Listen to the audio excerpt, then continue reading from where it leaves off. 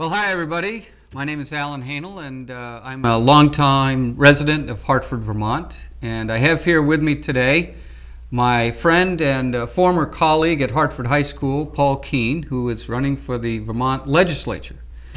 We've been discussing what we should call this program. It's the first in a series that I expect will last one episode, unless Paul calls me and convinces me that we need to do another. But this is sort of the nature of Paul's campaign, and we'll talk more about that later. But as I said, Paul was my colleague for 18 years at Hartford High School, where I was a teacher, and Paul will talk a little bit about his career. Don't you want to get a name for this show?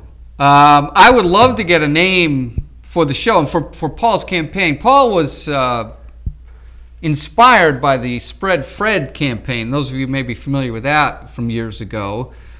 We're not sure. There was one suggestion, Sprawl Paul, which creates an odd image in my head, so I'm not particularly keen on that one. Keane. Pretty good. Paul Keane on that one. And be sure you spell it with an A or you don't get my Facebook page. Right. My Facebook page, by the way, is, and my blog and everything else is PKvermonter. Just go to PKvermonter. You got that in early. PKvermonter. We worried that it's all the free social media. Free. Right. It's free. So, as is usual with Paul, he has inserted himself very quickly into this, and so I'm going to turn the time over to him. The whole point of this is that, as I think I mentioned, Paul is running for Vermont legislature. He is retired from teaching, and that's kind of a bittersweet thing for many people to hear.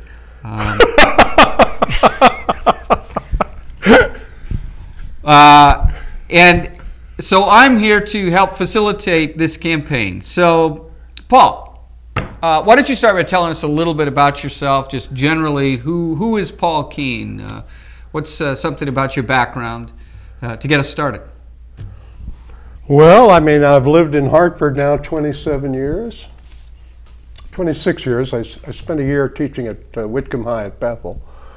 I grew up and I was born in New Haven, Connecticut. I grew up in the shadow of Yale University. My grandmother lived 1 block from Yale University in a ghetto apartment, a 3-story walk-up with no hot water. And I remember her taking me as a little boy to the New Haven Green and showing me all of these gorgeous castle-like structures that the Yale dormitories looked like, the old campus. And I thought, you know, maybe the Wicked Witch of the West lives in there or something. It was so I couldn't figure out what it was. And I couldn't understand how come a block from there my grandmother lived in poverty. Well, I didn't know what poverty was. I just knew she didn't have an elevator and there was no hot water. But a block from her house on the other side of the New Haven Green were these mansions that students lived in called Yale University. So I grew up in the shadow of all of that, and I don't know, what can I tell you? I went to Ithaca College. 4 years later, I went to a school I'd never heard of, Kent State University, and within a year it became the most famous university in the world because the shootings happened. And I don't know if everybody remembers that. We have a picture of that. Can you drop that in? The Kent State shootings happened during student protests after Nixon invaded Cambodia. And Nixon's Attorney General refused to convene a federal grand jury to investigate it, Attorney General John Mitchell. So I created this petition to Nixon, and we got 10,800 signatures, half of the student body, all of the faculty, petitioned to Nixon to overrule Attorney General Mitchell. And there's another shot of that. I don't know if they can drop that in. Myself and Greg Rambo, who was president of the Young Republican Club, purposely wearing neckties so we wouldn't look like hippie protesters, in Washington at the White House, petitioning Nixon for a federal grand jury. Now, I'm not going to claim we got the federal grand jury, but we were one of the forces that eventually led to the grand jury. Anyway, after Kent State, I went to Yale Divinity School, And then I came to Vermont, became a public school teacher, and went to Middlebury College. So I got a degree from all 4 of those schools.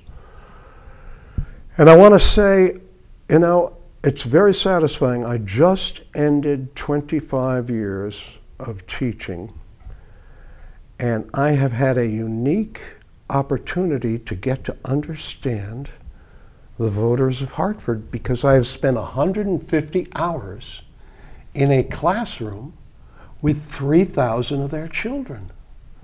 If you don't get to know the parents by spending 150 hours with 3,000 of their children, I mean, I really feel I understand what a Hartford voter is, Hartford citizen.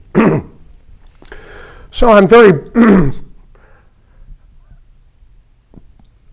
I'm pleased to be a candidate for the Vermont legislature, but I'm not running. I'm standing still. I'm not lifting a finger. I'm not shaking a hand. I'm not kissing a baby. I'm not spending a nickel. Although that's not exactly true, because I spent $6.05 to send the petitions in, and $11.30 for a spacesuit that I'll show you later. But I'm not spending a nickel. And I'm not criticizing other candidates. This is a vacancy. I never would have done this if Chuck Bohai hadn't said, I'm retiring, I'm not going to run again. The fact that it's a vacancy makes it, I couldn't play politics. I don't know how to play politics. I'm way too blunt to play politics.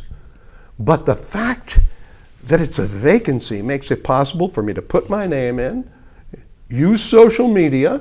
If people want me to serve them in the closing years of my life, I'll be 68 next January when the legislature meets. If they want me to serve them in the closing years of my life, I'll be happy to do it. But I'm not begging, and I'm not twisting arms, and I'm not paying, and I'm not asking for money. Well, I just want to say on behalf of all of the babies you're not kissing, thank you. Probably a good move. They love my beard. As a recent grandfather, I can attest that that's probably not true. But anyway, so Paul, what are some of the major issues affecting Vermont that you hope to be able to address as a Vermont legislator? Well, address is the right word, because I don't see myself as creating legislation and persuading people to support it and changing the world. I see myself as standing up and speaking out. Two things that bother me very much are the federal government getting its nose into public education and messing the whole thing up, as they did for the last 10 years with No Child Left Behind, and as they seem determined to do now with the core curriculum. And the other thing I'm concerned about, and I was just watching a fascinating program today on public TV about it, is nuclear power and Vermont Yankee Fukushima. In fact, I have a little video about that. Could we watch that? One of my campaign videos. Hi, I'm Paul Keane, independent, running for the House of Representatives in Vermont. Actually, I'm not standing still. I'm not lifting a finger. And this is my dog Nemo, famous from the last YouTube video, the Pooper Scooper video. But what I want to show you now is the view. Straight out here is 50 miles of mountains into New Hampshire. 80 miles down the road, Vermont Nemo, let me talk. Vermont Yankee Fukushima. Vermont Yankee nuclear power plant, and that's why I'm wearing this suit.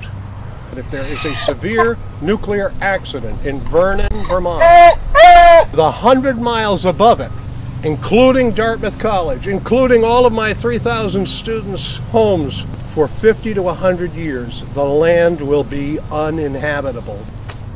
That's too big a risk for reasonable human beings to take. This is nuclear reality. I don't want to have to put Nemo in one of these suits. By the way, people are going to say I'm using scare tactics. They're going to accuse me of that. Guess what? I am using scare tactics because there's something to be scared of.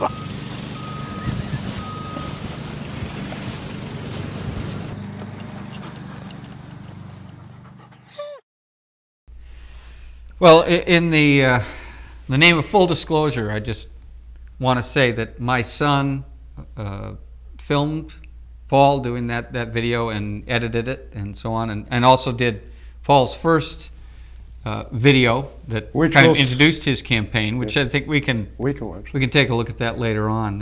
That one had 2,000 hits in a week. Yeah, and we still haven't figured out who would be deranged enough to watch that video 2,000 times. It was actually me at home, yeah, clicking. That could be it. All right, so let's come back to this idea of the nature of your campaign. You're doing a Thoreau type approach. Where No money no kissing babies, and so on, and no flattery, and no you will not accept campaign contributions. and I won't tell people what they want to hear. I'm going to tell them. I'm an independent. I'm going to tell them what I think, not what Republicans think or Democrats think or what will get me votes. If you want that kind of, I'm a pepper pot. I'm not homogenized milk. If you want a pepper pot in the Vermont legislature, I'm your guy. I'm cantankerous. So you're saying you don't want to accept contributions because you don't want to be beholden to I don't want to be anybody. beholden to anybody. Right. Okay. So what are some of your life experiences that you think make you particularly suited to this job, to being in the legislature? Why you? You know, I haven't got the slightest idea. All I know is that when I saw Chuck Bohai on TV, on CATV here, at the town meeting, get up and say, my doctor and I have decided that it would be best if I not run for the legislature again. A bolt of lightning went through my head and I said, I could do that job. It was just like that. I never intended ever to do this. And the minute that bolt of lightning struck me, from that moment on, I said, I'm going to try. What the heck have I got to lose?